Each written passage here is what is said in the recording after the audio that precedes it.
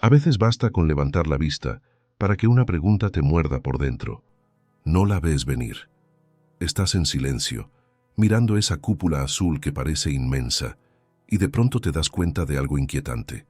El cielo está ahí, siempre, encima de todos, pero nadie puede señalar con el dedo dónde termina.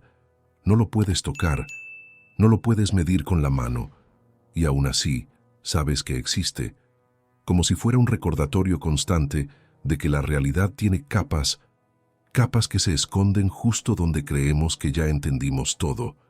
En las Escrituras, esa sensación no se trata como poesía, se trata como pista, porque la Biblia no habla de un solo cielo, sino de tres cielos distintos, con propósito propio, conectados entre sí con una precisión que no parece accidental. Y entenderlo no es una curiosidad teológica, es una manera de mirar el mundo con otros ojos, como si el mapa de la existencia tuviera dimensiones que no solemos considerar. Todo arranca con una frase que cae como un golpe seco. En el principio creó Dios los cielos y la tierra. No hay rodeos, no hay explicaciones técnicas, no hay preámbulos, solo una declaración absoluta. Antes de todo lo que conoces, Dios. No un ciclo, no una casualidad, no una materia eterna flotando sin sentido. Un inicio real, un acto intencional. Y esa simple afirmación tan corta se mete en medio de todas las posturas que intentan explicar la realidad sin un creador. Niega al ateo que dice, no existe. Incomoda al agnóstico que dice, no se puede saber. Rompe el juego del politeísta, desmonta la idea de que todo es Dios y contradice al que cree que la materia siempre estuvo ahí. La Biblia no discute, coloca la base y te deja frente a una decisión.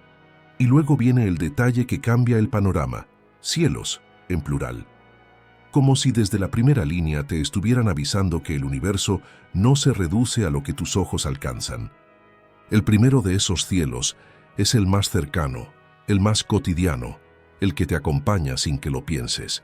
Es el cielo físico, la atmósfera, el espacio donde ocurre la lluvia, donde corren los vientos, donde se forman las nubes y vuelan las aves.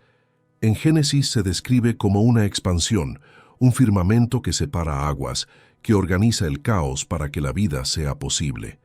No es solo decoración, es estructura, es el escenario donde se sostiene el equilibrio del planeta, donde el ciclo del agua repite su rutina 1000 veces sin pedir permiso.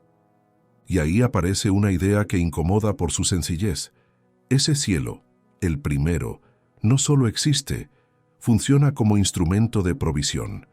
La luz del sol y la lluvia caen sobre justos e injustos, no como premio, no como reacción, como una muestra de generosidad constante, como si el cielo visible estuviera predicando sin palabras que hay una voluntad sosteniendo el mundo, incluso cuando el mundo no se lo agradece.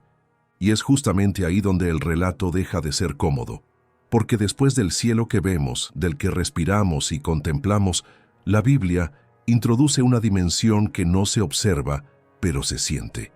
Un ámbito que no se mide con instrumentos, pero que influye en decisiones, pensamientos y caminos. A ese ámbito las Escrituras lo describen como las regiones celestes, lo que muchos llaman el segundo cielo. Este segundo cielo no se presenta simplemente como el espacio donde brillan las estrellas, aunque incluye esa vastedad que asombra al ser humano cuando mira el universo. Va más allá. Es descrito como un dominio espiritual activo, un escenario donde se libra un conflicto real, constante, silencioso.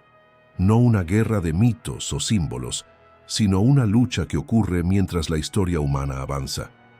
La Biblia es directa al afirmar que nuestra lucha no es solo contra lo visible, no se limita a sistemas, personas o circunstancias.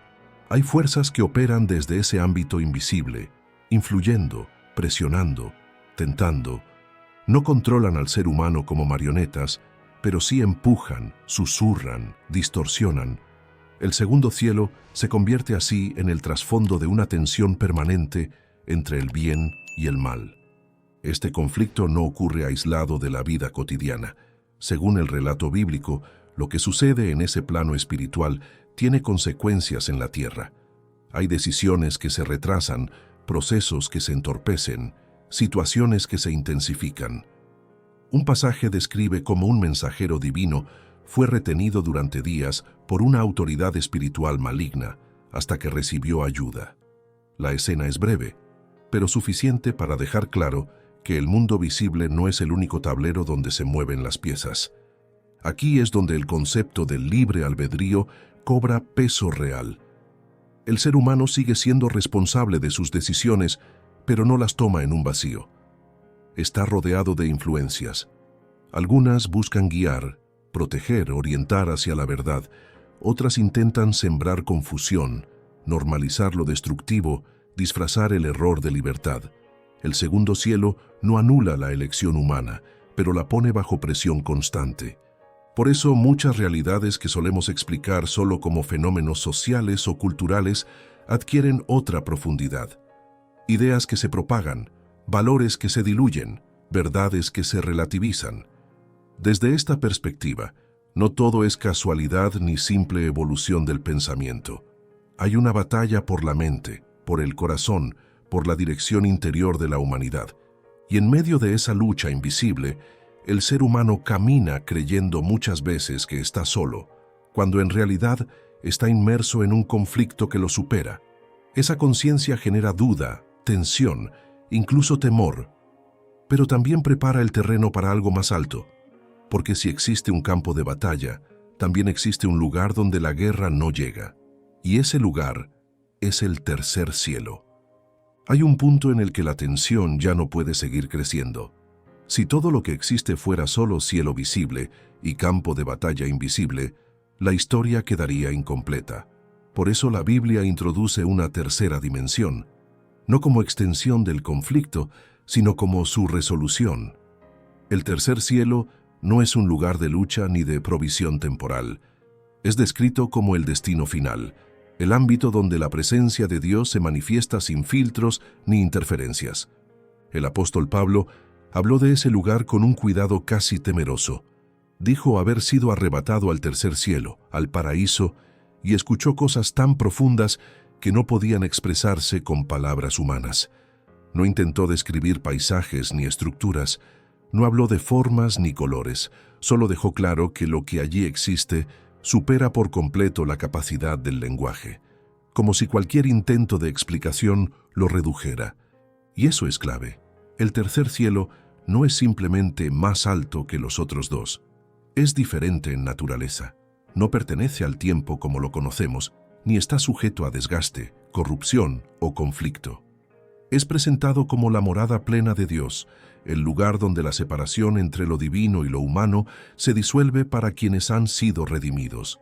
A diferencia del primer cielo, que sostiene la vida biológica, y del segundo cielo, donde se libra la lucha espiritual, el tercero representa descanso, plenitud y comunión total. Allí no hay tentación, ni duda, ni influencia del mal. La Biblia lo conecta con la promesa de una realidad restaurada, donde el sufrimiento, la muerte y el pecado ya no tienen lugar. No como una idea abstracta, sino como una esperanza concreta. Esa esperanza se enlaza con la imagen de una nueva creación, una nueva Jerusalén, donde la relación entre Dios y la humanidad alcanza su culminación. No se trata de escapar del mundo, sino de su restauración definitiva. El tercer cielo no niega la historia humana, la completa. Aquí es donde la ciencia y la fe se separan sin enfrentarse. La ciencia puede explorar el primer cielo con precisión asombrosa. Puede medir distancias, calcular expansiones, observar galaxias. Pero cuando se trata del segundo y del tercer cielo, sus herramientas ya no alcanzan. No porque sean irreales, sino porque pertenecen a otra dimensión. Ahí entra la fe, no como sustituto del conocimiento, sino como acceso a lo que no se puede medir. Al final, los tres cielos forman una sola narrativa. El cielo que vemos nos recuerda el orden. El cielo invisible nos revela el conflicto, y el cielo eterno nos ofrece sentido y destino. Mirarlos juntos cambia la manera de entender la existencia. ya no como un accidente, ni como una lucha sin final, sino como una historia con propósito. Si esta reflexión despertó preguntas, dudas o certezas en ti, te invitamos a compartirlas en los comentarios y a suscribirte para seguir explorando juntos los misterios que conectan lo visible con lo eterno.